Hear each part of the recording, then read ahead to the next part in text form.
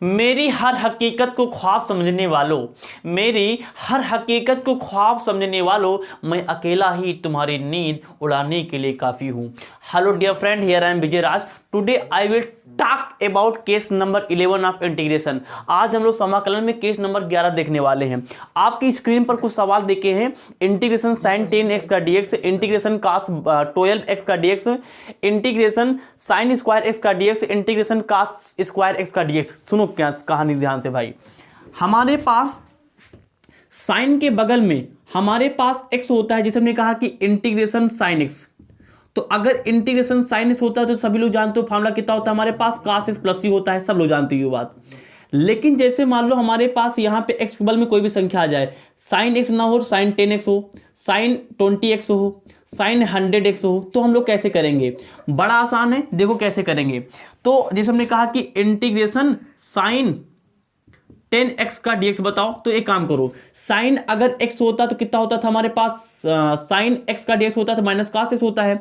तो अगर आपकी बात साइन 10x है ना, तो ये कितना हो जाएगा, cos 10x हो जाएगा। कितना हो जाएगा, माइनस का cos 10x हो जाएगा। लेकिन ध्यान दो, एक्चुअली पता क्या होता है, जब लोग इंटीग्रेशन साइन x का dx लगाते हैं तो माइनस का cos x प्लस c नहीं होता है, माइनस का cos x प्लस c अपान में बटे में मतलब एक होता है। कितना होता है, एक। लेकिन एक की औकात ही नहीं है नीचे रुकने की, तो इसलिए इसको नहीं लिखा जाता है। लेकिन भाई 10 की औकात है। जब तुम साइन 10x का फॉर्मूला लगाओगे तो ये भी माइनस का cos 10x हो जाएगा। अच्छा, उसी प्रकार यहाँ पे x लिखा है, यहाँ पे 1 होता है, लेकिन यहाँ भी 1 की औकात नहीं, इसलिए यहाँ पे 1 नहीं लगाया। लेकिन 10 तो एक बड़ी संख्या ना, तो जब बड़ी संख्या है तो यहाँ भी लिखेगी और उसको नीचे भी लिखना पड़ेगी। ये हमारे पास बन गया फार्मूला, ये हमारे पास फार्मूला बन गया, ये हमारे पास आ गया आंसर। सही सुना। जैसे हमने कहा कि इंटीग्रेशन cos x का dx बताओ आप लोग, तो ये कितना होता है, सभी लोग जानते हो cos x कितना होता है, साइन x का साइन x प्लस c होता है। लेकिन हकीकत में साइन x प्लस c नहीं होता है, हकीकत में साइन 1x प्लस c अपान 1 होता है। लेकिन बगल में 1 नहीं लिखा जाता, नीचे 1 नहीं लिखा जाता, इसीलिए 1 कभी मेंशन नहीं करते, दिखाते नहीं। लेकिन अगर सूत्र जैसे हमारे पास क्वेश्चन आ जाए cos 2x का dx, तो क्या 2 अब भी नहीं लिखेंगे, 2 लिखना पड़ेगा। ये हमारे पास बन जाएगा cos का क्या होता है, साइन, हमने साइन लिखा, यहाँ 2x था तो हमने यहाँ पे 2x लगा दिया। अब नीचे यहाँ पे 1 लिखा था, यहाँ पे हम लोग क्या है 2 है, तो हम लोग यहाँ पे 2 लिखेंगे, प्लस ही लगा देंगे। ये आंसर आ गया हमारे पास। अगला सवाल लिया हमने, ये क्या है, फटाफट सवाल लगा रहे हैं। हमने कहा कि इंटीग्रेशन हमें चाहिए भाई कि cos 50x का dx चाहिए। बड़ा आसान है, cos का फॉर्मूला क्या होता है, साइन। तो हमने यहाँ पे क्या लिखा, पट दे, साइन लिखा, यहाँ पे x था, यहाँ पे क्या है हमारे पास 50x, तो हमने 50x लिखा। यहाँ पे x के आगे 1 था, नीचे 1 गया, तो यहाँ पे x के आगे 50 है, तो यहाँ पे कितना आएगा, 50 आएगा, प्लस ये क्या हो गया, आंसर हो गया। कितना आसान है। लेकिन जब किसी भी त्रिकोणमितीय फलन के बगल में जैसे x है, 50x है, 60x है, 70x है, मतलब कि यहाँ पे x के बगल में कोई भी जब संख्या हो, x के बगल में कोई भी संख्या हो, तो इसको लगाने के लिए ये शॉर्टकट तरीके से हमने इसको लगा लिया। लेकिन अगर किसी भी त्रिकोणमितीय फंक्शन के ऊपर, किसी भी त्रिकोणमितीय फलन के ऊपर घात 2 आ जाए, घात 2 यहाँ पे है, या फिर घात 3 आ जाए, तो इसको कैसे लगाएंगे, चलो हम लोग इसको समझ लेते हैं। तो आप लोग ये प्रकार तो समझ चुके होंगे, इसको हम लोग करते हैं, हम लोग देखते हैं इसको मिटाए। अच्छा, आप लोगों को दिमाग में चढ़ रहा होगा ये बात कि हकीकत में साइन 10x dx का ये माइनस cos 10x अपान 10 कैसे आया। देखो उधर पहला तरीका तो ये हमने जो अभी सीखा है, दूसरा तरीका भी इसको लगाने का है। कैसे, जैसे हमने कहा कि इंटीग्रेशन साइन 10x का मान कितना होगा, हमने एक केस आपको बताया था कि हमने ये बताया था अगर साइन के बगल में यहाँ पे जो कोण होता है, अगर कोण x है तो सीधा हम लोग ये वाला सूत्र लगा देंगे। अगर x के अलावा कुछ भी हो तो उसको t मानते हैं। यहाँ पे क्या है 10x, तो 10x को क्या मानेंगे, t मानेंगे। मानी गई चीज का अवकलन निकालते हैं तो इधर भी d/dx और इधर भी क्या लगा दिया हमने, d/dx लगा दिया। 10 क्या है हमारे पास, नेतांक के बाहर चला जाएगा। x का जब हम लोग निकालते कितना आता, 1 आता, कई बार निकाल चुके हैं। x का x के सापेक्ष में अवकलन 1 आता, कई बार निकाल चुके हैं। ये चला गया हमारे पास dt अपान का कितना आ गया हमारे पास, dx आ गया। हमें मान किसका चाहिए, dx, तो dx इधर भेज दो, तो नीचे 1 से मल्टीप्लाई कर दो, तो 10, यहाँ पे 10 एकम 10, 10 और यहाँ कितना हो जाएगा हमारे पास dx और बराबर हो जाएगा हमारे पास हो जाएगा dt। हमें किसका मान चाहिए, dx, तो dx बराबर हमारे पास हो गया dt अपान 10। सारे मान रख दो, आंसर अपने आप निकल आएगा। तो ये देखो इधर मान यहाँ पे लगा दे रहे हैं, तो इंटीग्रेशन साइन लिखा था, साइन लिख दिया, और 10x कितना माना था तुमने, 10x यहाँ पे हमने माना था, यहाँ पे देख लो हमने 10 x बराबर माना था t, तो ये कितना हो गया हमारे पास यहाँ पे t हो गया, और dx बराबर कितना हमारे पास dt पान 10, तो यहाँ पे हमने dt लिख दिया, अपान में कितना लिया 10 लिख दिया, ऊपर से नीचे से 10, 1/10 क्या है नियतांक है बाहर ले लो, तो 1/10 बाहर चला गया। अब आप लोग बताओ यहाँ पे 1/10 बाहर ले लिया, यहाँ पे साइन टी का क्या हो जाएगा माइनस का कॉस टी प्लस का c लगा दिया, ठीक। अब आप लोग बताओ यहाँ पे t का मान तुमने कितना लिखा था, t का मान हमने लिया था 10x, तो 1/10 यहाँ पे कितना आ गया हमारे पास माइनस का cos, यहाँ कितना रखोगे हमारे t के मान 10x, हमने यहाँ पे रख दिया 10x, माइनस को आगे भेज दो तो माइनस यहाँ पे गुणा हो जाएगा, तो माइनस कितना हो जाएगा माइनस का cos 10x अपान का 10 प्लस का c, दोनों आंसर मिलाओ, ये आंसर मिलाओ, ये आंसर मिलाओ, क्या आंसर में कोई चेंजेस है, लेकिन ये थोड़ा सा लेंदी हो जाता है,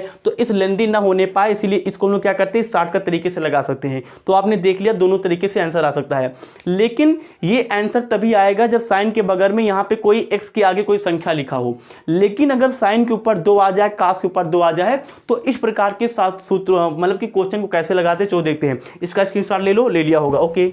तो ये बात तो आपको समझ में आ गई होगी, लेकिन जैसे हमारे पास साइन स्क्वायर एक्स और कास स्क्वायर एक्स लिखा है, तो इसका समाकलन कैसे निकालते हैं। जितने भी हमारे पास समाकलन के सूत्र हैं उन सभी सूत्रों में हमारे पास साइन स्क्वायर एक्स और कास स्क्वायर एक्स का सूत्र है ही नहीं। लेकिन एक चीज बताओ, अगर किसी भी जुगाड़ से हम लोग ये क्या करें, ये जो साइन स्क्वायर एक्स है ना, इसको इस तरीके से बदल पाए, मतलब कि जो स्क्वायर है ना वो एक्स के आगे संख्या बन जाए, यहाँ भी जो स्क्वायर है ना वो कास के बगल में एक्स के आगे क्या बन जाए संख्या बन जाए, मतलब कि स्क्वायर मतलब कि घात वाला चीज क्या बन जाए एक संख्या बन जाए, एक मतलब कि एक्स के आगे जिसे हम लोग बोलते हैं कोण, कोण बन जाए। तो इसको तो लगाना बड़ा आसान अभी हमने बताया था, चलो इसको इसमें बदलने का प्रयास करते हैं। तो बदलने के प्रयास के लिए हम तुमको बताएंगे फार्मूला, अगले वीडियो में बताए थे, लेकिन यहाँ एक बार फिर से बता दे रहे हैं। हमारे पास एक फार्मूला होता है cos 2x बराबर 2 cos स्क्वायर एक्स माइनस 1। हमने कहा कि हमें भैया यहाँ पे cos स्क्वायर एक्स है ना, तो हमें क्या चाहिए भैया cos स्क्वायर एक्स का मान चाहिए, बहुत बढ़िया। यहाँ पे -1 को उधर ट्रांसफर कर दो, तो cos 2x ये माइनस आएगा प्लस हो जाएगा प्लस का 1, और ये 2 क्या था cos स्क्वायर एक्स के गुणे में था, इधर क्या आएगा भाग में, बराबर कितना आ गया cos स्क्वायर एक्स आ गया। अब एक चीज बताओ, ये cos स्क्वायर एक्स इसके बराबर है ना, इसका मतलब कि जहाँ पे cos स्क्वायर एक्स लिखा वहां पे लिखा जा सकता है, तो ये यहाँ पे लिखा है तो रख दिया जाए। तो इंटीग्रेशन ये कितना लिख देंगे हम लोग, यहाँ पे cos 2x प्लस का 1 अपान में 2, और यहाँ पे कितना आ जाएगा अपान में 2, ये मान हमने यहाँ पे उठा के रख दिया, और यहाँ पे लगा था dx, यहाँ पे ऊपर से 1 नीचे से 2, 1/2 क्या है नियतांक है, क्या ले लो बाहर ले लो, तो 1/2 हमने बाहर ले लिया। यहाँ क्या बच गया हमारे पास cos का 2x बच गया प्लस का 1 और dx बच गया। अब पहला हमारे पास यहाँ पे cos 2x दूसरा 1 है, तो अलग अलग हम लोग क्या करेंगे इंटीग्रेशन लगा लेंगे, तो 1/2 इंटीग्रेशन cos 2x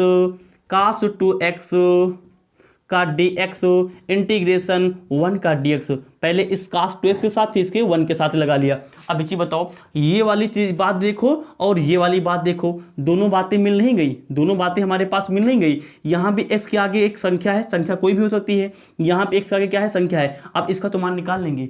मतलब क्या निकला, मतलब ये निकला कि अगर कभी भी साइन और कास के ऊपर हमारे पास घात आ जाए तो ट्राई क्या करोगे, कोशिश क्या करोगे कोशिश कि ये जो घात है ना किसी भी तरीके से जो x के आगे लिखा संख्या उसके रूप में परिवर्तित हो जाए। अगर इस रूप में परिवर्तित हो जाएगा उसको तो लगाना बहुत ही आसान है। तो यही हमारी क्या है केस नंबर 11 है। अब इस 11 केस में हम लोग क्या करते हैं, इस तरीके से कम 40 क्वेश्चन को हल कर सकते हैं। मतलब कि केस अकेला 11 नंबर, सवाल को लगाने की क्षमता 40। देखो कितना जहार तरीके से हम आपको बता रहे हैं। तो निकाल लो भाई। तो यहाँ पे कास का फार्मूला क्या होता है, तो 1/2, तो कास क्या होता है साइन, यहाँ पे 2x था, हमने यहाँ पे 2x लिखेंगे, और नीचे जो हमारे पास आगे जो 2 होता है, आगे जो भी होता है इसको नीचे भाग करते थे, भाग कर दिया, प्लस यहाँ पे 1 हमारे पास था, यहाँ पे ब्रेकर लगा लो, यहाँ पे 1 का x के सापेक्ष में कितना जगह x हो जाएगा, ये प्लस में c लगा दो, ये हमारे पास क्या आ गया आंसर आ गया। कितना आसान होता है। तो हमने इस सवाल को हल कर लिया। अब लास्ट में ये सवाल को हल करते, वीडियो को करते आप, तो इसका स्क्रीनशॉट आप ले सकते हो, ले लिया होगा। ओके, अब लगाते हैं ये वाला सवाल। अब ये वाला सवाल लगाने से पहले एक फार्मूला देखना पड़ेगा। फार्मूला होता है cos 2x, फार्मूला एक और होता है, फार्मूला होता है 1 - 2 sin स्क्वायर एक्स। यहाँ पे साइन स्क्वायर एक्स है, यहाँ पे हमें क्या चाहिए साइन स्क्वायर एक्स चाहिए। तो क्या इसमें पक्षांतर करके हम लोग साइन स्क्वायर एक्स का मान निकाल सकते हैं? बिल्कुल निकाल सकते हैं। एक काम करो, यहाँ पे -2 साइन स्क्वायर एक्स है, बराबर के उधर है, इधर लाओगे बन जाएगा प्लस, तो बन जाएगा 2 साइन स्क्वायर एक्स। अच्छा, बराबर के पहले अभी भी 1 उधर है तो प्लस में ही रहेगा। यहाँ पे बराबर के पहले cos 2x है अब यहाँ पे प्लस में है, उधर जाएगा तो हो जाएगा माइनस में, तो माइनस का कितना बन गया हमारे पास, cos 2x बन गया। तो यहाँ पे sin स्क्वायर एक्स, यहाँ पे दो क्या है, sin स्क्वायर एक्स के मल्टीप्लाई में, उधर जाएगा तो किस में हो जाएगा, भाग में, मतलब कि डिवाइड में चला जाएगा। तो cos 2x अपन कितना हो जाएगा हमारे पास, 2 इधर आ गया, हमारे पास कितना हो गया 2। अब एक चीज बताओ, जहां पे sin स्क्वायर एक्स है, क्या वहां पे 1 माइनस cos 2x अपॉन 2 लिख सकते हैं? व्हाई नॉट, बिल्कुल लिखेंगे हम लोग। तो हमारे पास सवाल क्या था, सवाल ये लिखा पड़ा लगा लेते हैं। तो इंटीग्रेशन sin स्क्वायर एक्स का dx, साइन स्क्वायर एक्स मान कितना हमारे पास, रख दो फटाक से। तो इंटीग्रेशन 1 माइनस का, यहाँ पे dx लगाते चलना, तो 1 माइनस cos 2x अपॉन 2 का dx, यहाँ पे दो ऊपर से मल्टीप्लाई में 1, किसी भी संख्या में हम लोग क्या करते हैं 1 से मल्टीप्लाई कर ही सकते हैं ना, तो हमने इस पूरी चीज 1 से मल्टीप्लाई कर दिया, ऊपर से 1 नीचे से 2, तो 1/2 हमारे पास क्या है, नितांक है। नितांक का समाकलन कभी नहीं होता, इसको हमने ले लिया बाहर। यहाँ बचा 1, तो 1 के साथ में और cos 2x के साथ में अलग अलग dx लगा लो। तो पहले 1 के साथ में लगाया माइनस, उसके बाद cos 2x के साथ में लगा लिया, ठीक है ना। अच्छा, पूरे से हमारे पास ऊपर से 1 अपॉन नीचे से 2 कॉमन आया था, तो यहाँ पे पूरे में कॉमन, यहाँ पे लगा लो ब्रेकेट। आगे इधर देखो, उधर 1/2 बाहर से हमने बाहर ले लिया, यहाँ पे 1 का x के सापेक्ष में कितना हो जाएगा हमारे पास, x हो जाएगा। माइनस लगा था, माइनस लगाओ। cos 2x कितना होता है हमारे पास, साइन होता है, हमने साइन लिख लिया। अगर x होता तो x लगाते, यहाँ पे 2x है तो हम लोग यहाँ पे 2x लिखेंगे। अब यहाँ पे x के आगे जो भी होता है उसको हम लोग नीचे क्या करते हैं, भाग कर दिया और आगे लगा दिया प्लस c, तो ये हमारे पास क्या आ गया, आंसर आ गया।